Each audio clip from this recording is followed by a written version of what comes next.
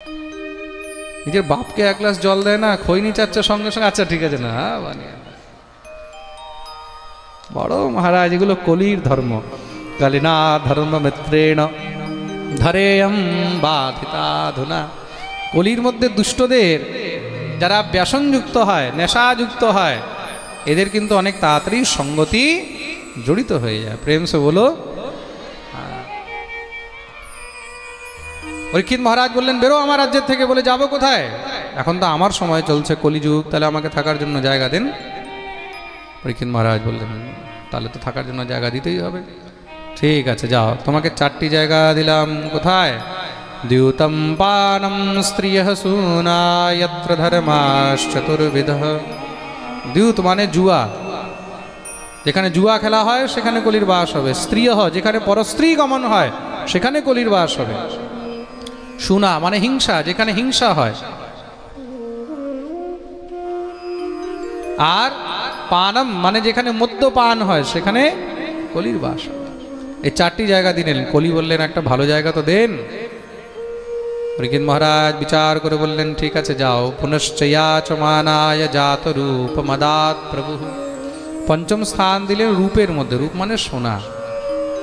শুনেই তো কলি একদম খুশি হয়ে গেছে। বাহ, সোনার মধ্যে জায়গা পেয়ে গেছি। মানুষের ঘাড়ে চেপে বসবো, কানে চেপে বসবো, মাথায় চেপে বসবো। সোনা, সোনা মানেই অর্থ। জগৎ তো সোনা দিয়েই চলছে। পরীক্ষিত মহারাজ বললেন, সাবধান, মনে রাখবে, এই সোনা নয়, যেটা 2 নম্বরের কামাই হবে তার মধ্যে তোমার বাস হবে। এটা 1 নম্বরের নীতি ন্যায়যুক্ত, তার মধ্যে কলির বাস থাকবে না। যেখানে 2 নম্বরের আছে বুঝে যাবে সেখানে কলি ঢুকেছে। আর কলি ঢুকেছে মানে অশান্তি শুরু হয়ে গেছে। প্রেম সে বলো, জোর সে বলো, আরো জোরে, दोनों हाथ तुले। जय जय श्री राधे।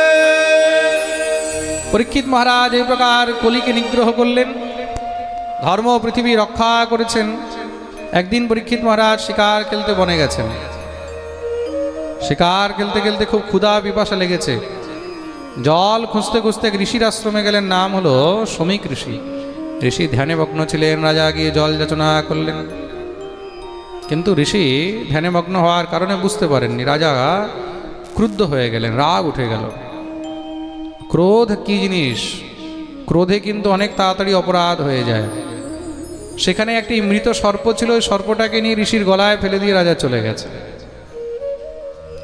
রাজা তো চলে এসেছে, কিন্তু এদিকে ঋষির পুত্র শৃঙ্গি যখন জানতে পারলেন, ক্রুদ্ধ হয়ে অভিশাপ দিয়ে দিলেন, ইতি লঙ্ঘিত মর্যাদম তক্ষকম সপ্তমে হানি দংশতে স্ম কুলাঙ্গারম নোদিত মেতদ্রুহম। যে নিজের মর্যাদা উল্লঙ্ঘন করে আমার পিতার গলায় মৃতসর্প ফেলেছে, আজ থেকে 7ম দিনে তক্ষক সর্পের দংশনে তার মৃত্যু হয়ে যাবে। পরীক্ষিত মহারাজ নিজের মহলের মধ্যে এসে স্নান ধ্যান করে যখন ঠাকুরের সামনে বসেছেন, পূর্বকৃত নিজের কর্মের স্মৃতি আসলো। ছি ছি ছি, কত বড় অপরাধ করলাম আমি, মনে অনুশোচনা হচ্ছে।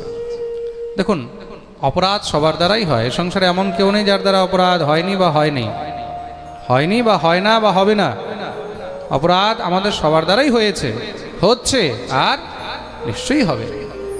অপরাধ থেকে আমরা কেউ বাঁচতে পারবো না। কিছু না কিছু অপরাধ হতেই থাকবে, কিন্তু অপরাধ হয়ে গেলে জীব যদি তার অনুশোচনা করে, সেটাই তার প্রায়শ্চিত্ত হয়ে যায়। প্রেম সে বলো। আর যারা অপরাধ করে সেটাকে স্বীকার করতে চায় না, বলে না, এক চোরি উপর থেকে সিনা জড়ি।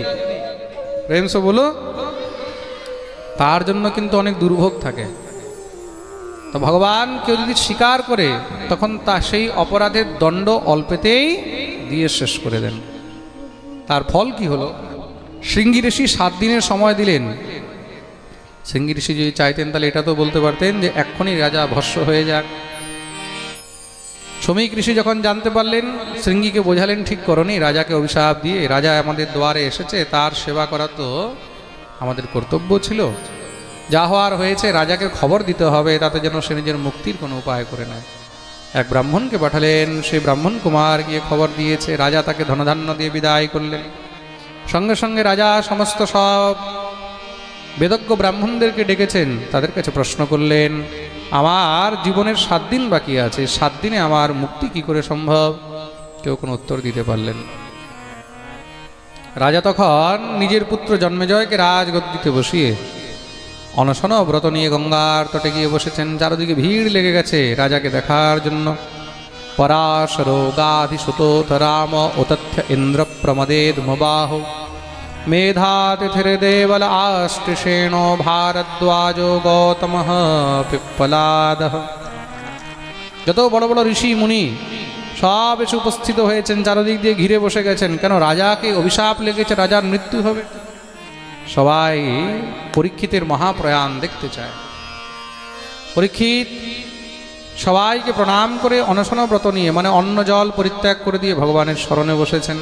হঠাৎ করে কি দেখলেন? সেখানে তত্রাভবদ ভগবান ব্যাসপুত্র यदिच्छया गामटमानो नपेक्षः अलक्षलिंगो निजलाभतुष्टो वृतश्च बालैरवधूतवेशः।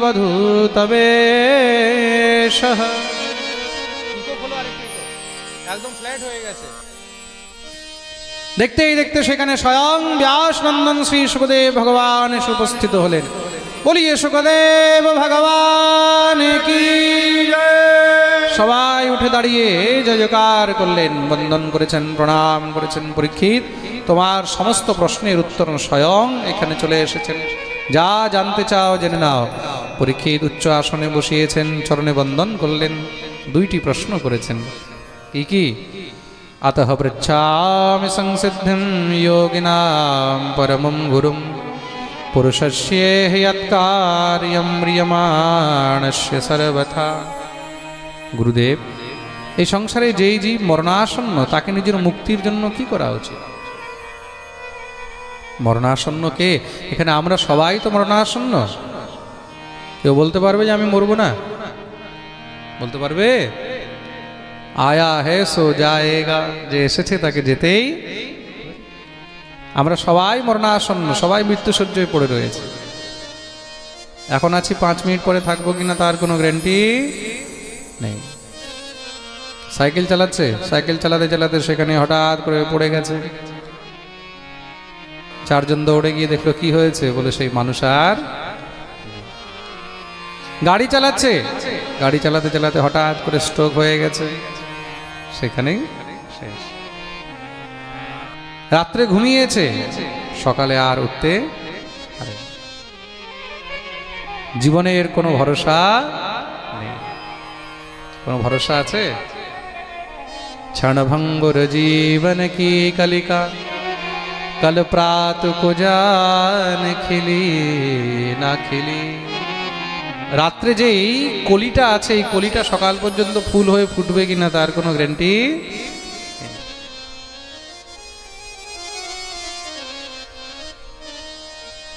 শ্রী সুখদেব প্রভু বললেন, খুব সুন্দর প্রশ্ন করেছো রাজন। আমাদের সবার জীবনে 7 দিনেরই সময় আছে, 7 দিনের উপরে আর কোন সময় নেই। বরিয়ানে সতে প্রশ্ন কৃতো লোকহিতম নৃপঃ आत्मविद सम्मतः पुंसां श्रोतव्यादिषु परः। বাহ বাহ, খুব সুন্দর প্রশ্ন করেছে রাজন। 7 দিনের উপরে আমাদের কারোর কাছে সময় নেই। এই 7 দিনই আসতে হয় আর 7 দিনেই যেতে হয়। 8 দিন আমাদের কাছে নেই। 7 জানো তো? হ্যাঁ, ভালো করে নইলে গুনে নাও। রবি, দ্বিতীয় হলো সোম, তৃতীয় মঙ্গল, চতুর্থ বুধ, পঞ্চম শুক্র। হ্যাঁ, বলে দেব, আমি ভুলে যাই তো মাঝে মাঝে। পঞ্চম হলো বৃহস্পতি, ষষ্ঠম শুক্র, সপ্তম হলো অষ্টম। আর কিছু আছে? এই 7এই আসতে হবে, 7এই। তার জন্য রাজন, এই 7 দিন আমরা সংসারের সব থেকে শ্রেষ্ঠ কথা শ্রবণ করব। কেন? এই জীবনের মধ্যে শ্রবণীয়, মননীয়, চিন্তনীয়, ভজনীয়, বন্দনীয় শুধু একজনই আছে। তস্মাৎ ভারত সর্বাত্মা ভগবান ঈশ্বরো হরি। श्रोतव्यः कीर्तितव्यश्च स्मर्तव्यः स्वेच्छता भयम्। तस्मात् भारत सर्वात्मा भगवान ईश्वरो हरि। तिनी हलेन एकमात्र भगवान श्री हरि। प्रेम से बोलो। আর তার কথাই হলো শ্রেষ্ঠ। কোন কথা? বলে ইদম ভাগবতম নাম পুরাণম ব্রহ্ম সংহিতম অধীতবান দ্বাপরাদো পিতুর্দ্বৈপায়নাদহম। তার নাম হলো শ্রীমদ্ ভাগবত। বলিয়ে ভাগবত ভগবান কি জয়। বহুত প্রেসার লাগাচ্ছে, বুঝতে পারছেন না কেন এত প্রেসার লাগছে বলতে। আজ থেকে 7 দিন পর্যন্ত আমরা এই দিব্য ভাগবত শ্রবণ করব। পরীক্ষিত প্রশ্ন করলেন যে প্রভু ভাগবত কিভাবে শ্রবণ করতে হয়। শ্রী সুখদেব প্রভু বলছেন জিতাসনো জিতশ্বাস জিতসঙ্গো জিতেন্দ্রিয়ঃ স্থূলে ভগবত রূপে মনঃ সন্ধারয়েৎ ধিয়া। তার জন্য সব থেকে আগে আসনকে জিততে হবে, জিতাসন। পাঠে বসতে হলে আগে আসন জিত। তারপরে বলে জিতশ্বাস, শ্বাসকে জিততে হয়। শ্বাস যদি চঞ্চল হয় তাহলে মনও চঞ্চল হবে। হ্যাঁ, তা শ্বাসকে কি করে জিততে হয়? তার জন্য নিত্য প্রাণায়াম করতে হয়। প্রাণায়াম করলে তাহলে কি হয়? শ্বাস স্থির হয়। জিত সঙ্গ, সঙ্গ জিততে হয়। ভালো মানুষের সঙ্গ করো। জিতেন্দ্রিয়, নিজের ইন্দ্রিয়কে জয় করতে হয়। আর তারপরে নিজের সর্বস্ব গোবিন্দের চরণে সমর্পণ করে দিতে হয়। পরীক্ষিত বললেন গুরুদেব আমি তো সর্বস্ব সমর্পণ আপনার চরণে করে দিয়েছি, কেন আপনি আমার গুরু আর আপনি আমার গোবিন্দ। গুরুর মধ্যে যেই শিষ্য গোবিন্দ দর্শন করে সে সহজেই ভগবানকে লাভ করতে পারে।